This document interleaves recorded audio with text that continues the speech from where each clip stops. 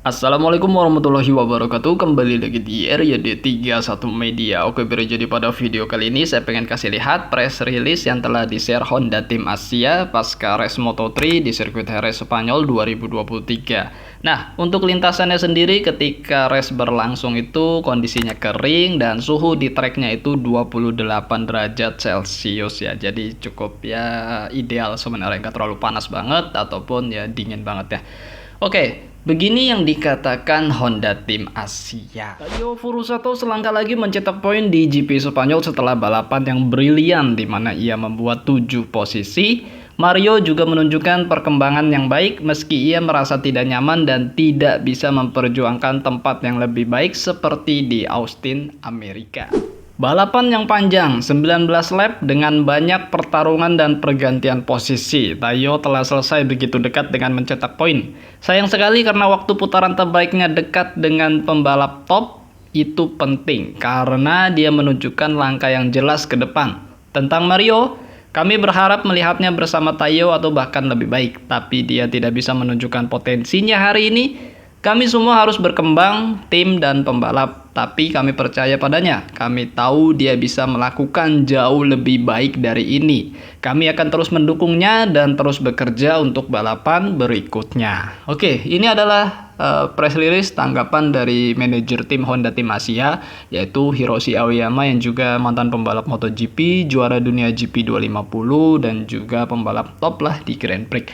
Ya, Aoyama yang juga sudah cukup lama menjadi manajer tim di Honda Team Asia, sepertinya memang masih tetap yakin dengan potensi dari kedua pembalap mereka di kelas Moto3 yang kalau kita bisa tangkap dari pernyataan ini ya, dia masih percaya dengan Mario, dengan Taiyo Furusato, dan dia cukup excited dengan penampilan Taiyo hari ini atau kemarin ya, ini kontennya dibikin di hari Senin, jadi dia cukup sangat bangga juga dengan penampilan Taiyo yang sebenarnya dikit lagi bisa mencetak poin dan juga terus maju ke depan dari posisi startnya. Sedangkan untuk Mario, dia melihat bahwa Mario ada masalah dan tidak bisa lebih baik lagi penampilannya untuk bisa mencetak posisi lebih baik lagi. Akhir pekan ini saya sudah selangkah lebih maju. Saya senang dengan kemajuan saya secara umum, kecuali untuk kualifikasi 1, di mana saya kesulitan. Latihan lainnya cukup positif, berkendara sendirian dan belajar. Saya tahu saya perlu belajar bagaimana mengelola pertarungan dalam grup. Saya mencoba meningkatkan putaran pertama dalam balapan untuk mengejar grup terdepan. Saya sudah bersama mereka sampai 2 lap terakhir.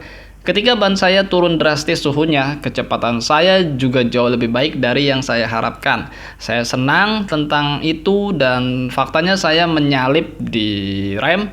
Saya tidak bisa melakukannya sebelumnya. Jadi maksudnya itu Taiyo Furusato mampu menyalip. Sebelumnya dia nggak bisa melakukan seperti itu ya. Mulai dari 2022 kemarin hingga mungkin seri Portimao, Argentina, dan Amerika lah. Oke, ini pernyataan dari Taiyo Furusato yang start dari posisi 23 dan finish di posisi ke-16. Dikit lagi dia bisa meraih poin dan dia merasa cukup positif di balapan kali ini dan dia merasa cukup nyaman. Intinya seperti itu, jadi ya bisa banyak melakukan hal yang dibutuhkan sih selama balapan. Hasilnya berbeda dari yang saya harapkan. Saya tidak bisa mengendari motor seperti yang saya inginkan sejak awal. Tapi kami akan menyelesaikan masalahnya.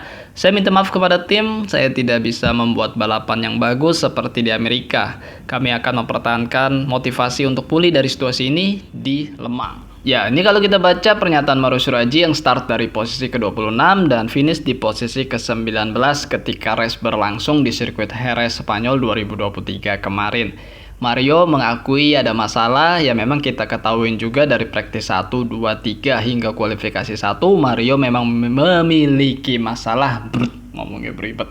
Ya, memiliki masalah dengan cetor depan itu yang mengganggu banget pastinya dan sepertinya masalahnya juga nggak selesai gitu. Hingga race berlangsung kayaknya masalah itu tetap ada, ya mungkin tim berusaha untuk memberikan yang terbaik, setapan motornya, apa yang dibutuhkan, apa yang diinginkan, tapi ternyata hingga race sendiri kita ngelihat gapnya jauh banget, 30 second itu ya jauh banget dan nggak bisa ngejar posisi terdepan. Ya cuma berharap di posisi terdepan mengalami trouble ataupun masalah dan dia bisa naik posisinya, karena memang nggak tahu gimana Honda Team Asia ya, kalau kita nonton itu ada masalah Mario kayaknya masalahnya nggak beres-beres juga. Momentum kayak di Circuit of the America kemarin yang finish di posisi ke-12 itu kayaknya ya sesuatu yang susah ya didapatkan ya dengan practice 1, 2, 3 di Heres ini nggak menyelesaikan masalahnya sendiri. Menurut saya pribadi sih sebenarnya Mario Shiraji harus memiliki seorang crew chief, dan itu dari mungkin kalaupun ada dari orang Indonesia yang bisa cukup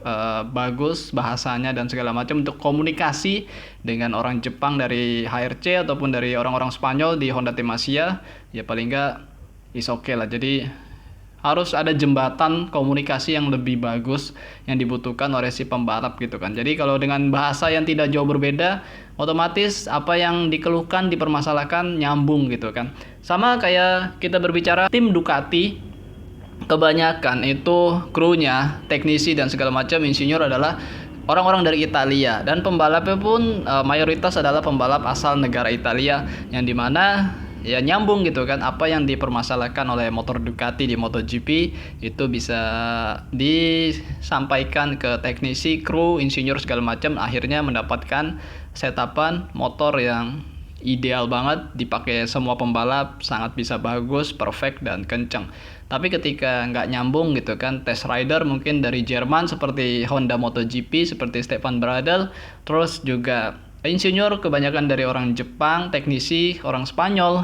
Jadi gimana gitu buat mensinkronasikan, agak berat. Dan sepertinya ini dialami oleh Mario Shiraji setelah satu musim 2022 kalau menurut saya pribadi, dan ini 4 round di musim 2023 sepertinya ada terputus komunikasi yang nggak nyambung. Jadi saya bukan bilang Mario nggak bisa bahasa Inggris ataupun bahasa Spanyol, pastinya dia bisa, itu udah pasti banget karena dia udah lama membalap di ranah Eropa, lebih tepatnya tinggal di sana, itu pasti nyambung. Tapi tetap dibutuhkan bahasa-bahasa yang sangat sederhana banget, seperti misalnya motor itu godek-godek. Kalau kita ngomong orang Indonesia motor depannya godek-godek, itu kita udah nyambung gitu kan. Godek-godek itu kan seperti apa, atau belakangnya geter, nah itu kan kita udah paham gitu kan, getar itu yang dimaksud itu, getar itu seperti apa, atau motor berebet aja, kita ngomong berebet aja langsung nyambung gitu, orang Indonesia oh berebet berarti ininya gitu kan. Ya menurut kalian seperti apa? Komentar baik-baik aja, coba ditulis.